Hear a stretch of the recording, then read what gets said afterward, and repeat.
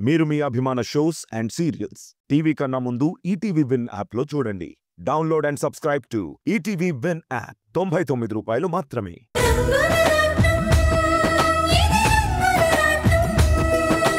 వర్ష మాకు బంధువు కాదు, మా ఇంటి మనిషి. అందుకే మేం తీసుకెళ్తాం. అమ్మ రాణి, వర్షతో పాటు ఇంకో ముగ్గురం కూడా మీ ఇంటికి వస్తామమ్మా. మమ్మల్ని కూడా రాణిస్తావా?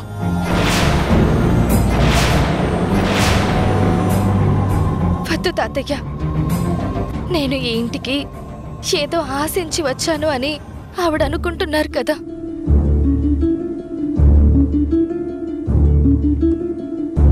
కానీ నేనెప్పుడు ఆస్తుల మీద అంతస్తుల మీద మమకారాన్ని పెంచుకోలేదు. చిన్నప్పటి నుంచి నా అనేవాళ్ళు మాకు ఎవ్వరూ లేరు. నేను, అక్క, అన్నయ్య ఆ విషయంలో ఎంతో బాధపడేవాళ్ళం.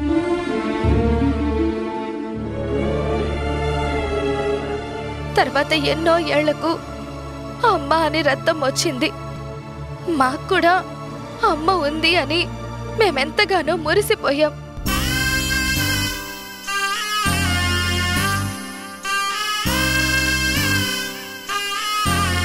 మీరు పరిచయం అయ్యాక మాకు ఏ అనుబంధం లేకపోయినా మా కుటుంబ సభ్యుల మీద ఇంత మమకారం చూపిస్తున్నారు అని అక్కతో సహా అందరం ఎంతో గొప్పగా చెప్పుకునేవాళ్ళం.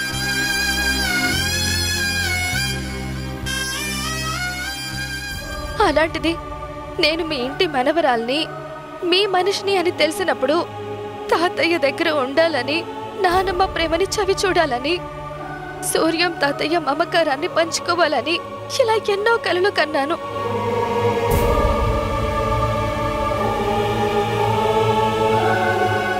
అంతేకాని నా వెనకాతల ఇంత ఆస్తి వస్తుంది, ఈ ఐశ్వర్యం నాకు వస్తుంది అని నేను కల్లో కూడా ఊహించలేదు. ఆ ఊహ నాకు ఎప్పటికీ ఉండదు.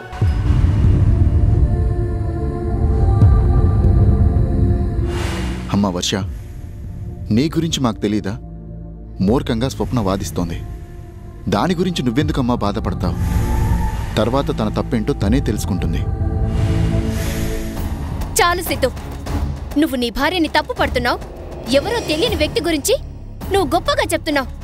నిజంగా తనే మనవరాలైతే ఈ పాటికి సాక్ష్యం రావాలి కదా. ఏది సాక్ష్యం?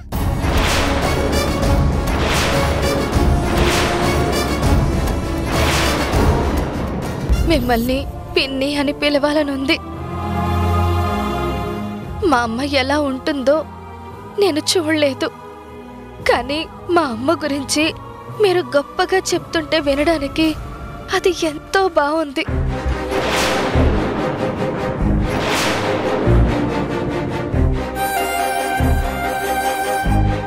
కానీ ఒకటి, నాకు జన్మనిచ్చిన మా అమ్మ మీద ఒట్టేసి చెప్తున్నాను, నా జీవితాన్ని గొప్పగా ఊహించుకున్న తాతయ్య, నానమ్మల పాదాల సాక్షిగా చెప్తున్నాను.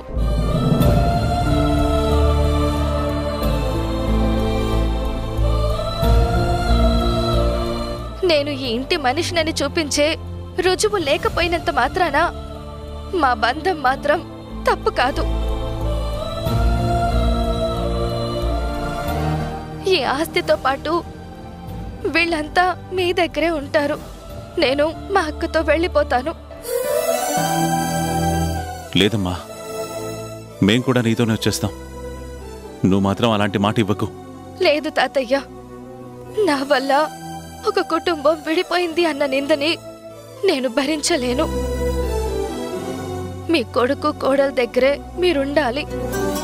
అయిన వాళ్ళు దూరమైతే ఆ బాధ ఎలా ఉంటుందో చిన్నప్పటి నుంచి అనుభవించినా మాకు తెలుసు.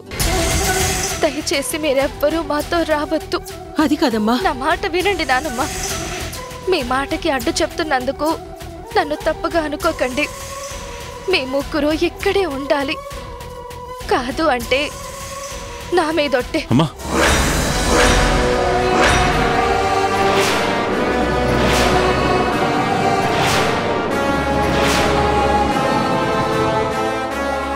చూసారా, ఈ క్షణంతో ఈ దరిద్రం వదిలిపోతుంది.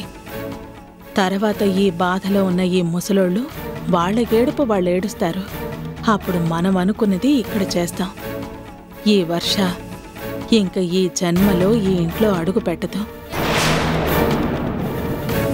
చూడు వర్ష, నువ్వు కన్నీళ్లతో వెళ్ళిపోతున్నావు. వాళ్ళిక్కడే ఉంటున్నారు. మళ్ళీ రావచ్చు అని అనుకుంటున్నావేమో. ఈ ఇంట్లో నువ్వు అడుగు పెట్టాలి అనంటే నువ్వే ఈ ఇంటి మనవరాలు అని రుజువులతో సహా నాకు చూపించాలి.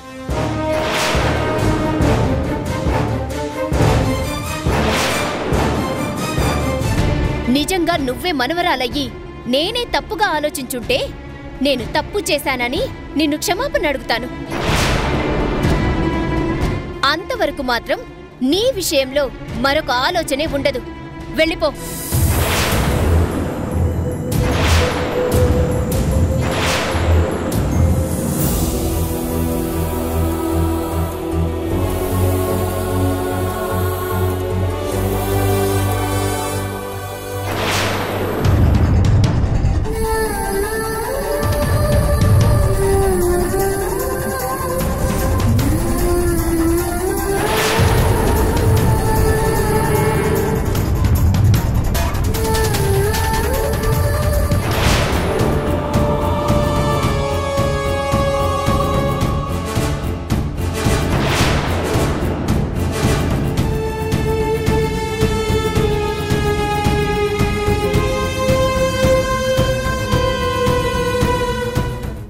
ఎక్కడికెళ్తున్నావు వర్ష?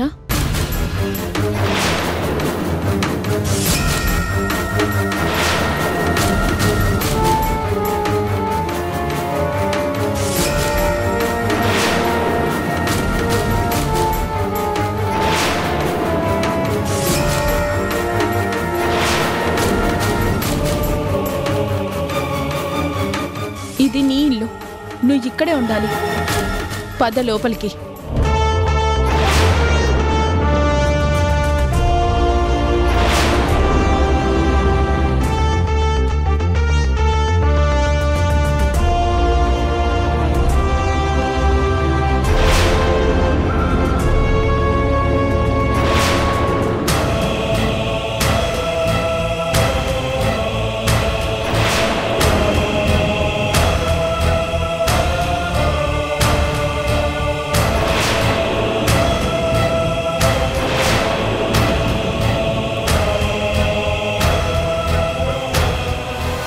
వర్ష ఈ ఇంట్లోనే ఉంటుంది, ఎక్కడికి వెళ్ళదు.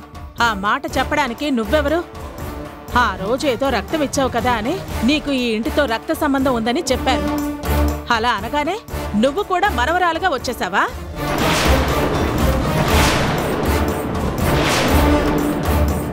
తను ఈ ఇంట్లోనే ఉంటుందని చెప్పడానికి నీకేం అధికారం ఉంది?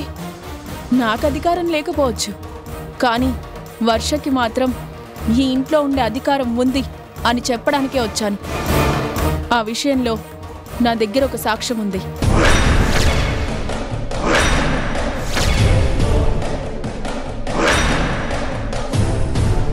ఏ సాక్ష్యం చూపించమని ఆవిడ ఇంతవరకు గొడవ పెడుతుందో ఆ సాక్ష్యం తీసుకొని నేనొచ్చాను. అందుకే చెప్తున్నాను, ఈ ఇంటి మనవరాలుగా వర్ష ఇక్కడే ఉంటుంది. ఏంటి పిచ్చి పిచ్చిగా మాట్లాడుతున్నావు? సాక్ష్యం అంటే నువ్వు చెప్పే 4 మాటలు కాదు, తను ఈ ఇంటి మనిషిని రుజువు చేసే ఆధారం. అవును, సాక్ష్యం ఉందని చెప్పింది నేనే కదా. మీరెందుకు కంగారు పడుతున్నారు? వర్ష ఈ ఇంటి మనవరాలు అనడానికి నా దగ్గర ఆధారం ఉంది.